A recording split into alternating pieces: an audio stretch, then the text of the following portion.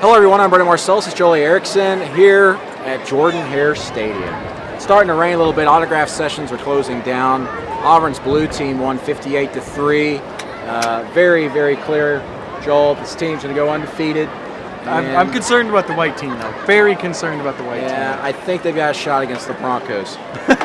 No, but Joel, the offense looked crisp at times, especially the receivers. I think that's just been the story of the spring as far as trying to bring those guys along to a point where they're not dropping passes and maybe even attacking the ball a little bit as we saw today from some of those guys. You know what I noticed mostly? Nikhil Williams and where he caught the football. A lot of you are probably going to focus on the touchdown catch, which was nice. But his other 4 catches were in middle of the field. Well, some of them well. Nick Marshall was on the move, moving into his zone. That's really the kind of getting open that they didn't have last year. If he's got that ability against the starters, it's a hint. If he can do that against the starters, it really opens up the passing game. I thought Nick looked good, with the exception of the first, 8-ish throws he had. Yeah, 2 of his incompletions were actually the passes that were sort of on target, but the guys were out of bounds, which we saw quite a bit actually last season at times.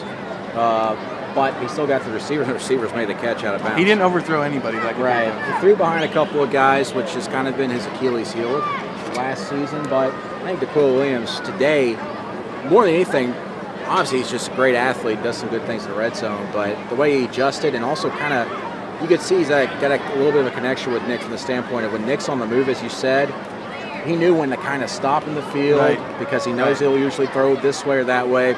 Looks like a good connection there. Just a very good day for the offense. They had almost 700 yards offense. The running clock in the second half.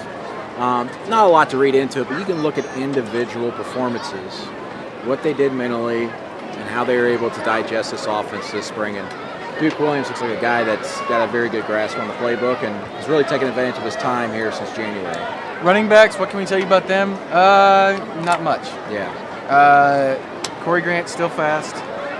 Cameron Erskine looked good again on a day. Holy rain. We're gonna go quick here.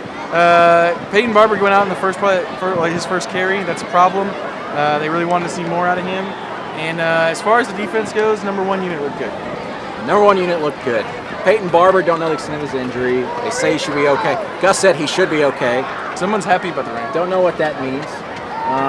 They are going to be able to keep them off the field tonight because it's raining. They're going to be able to get off the field. But, yeah, about what we try to expect going into the spring scrimmage. Yeah, about what we expect.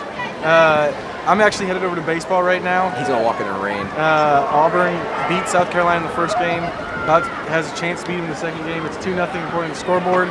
That's it for me. I'm Jim Cantori for AL.com. I'm wet.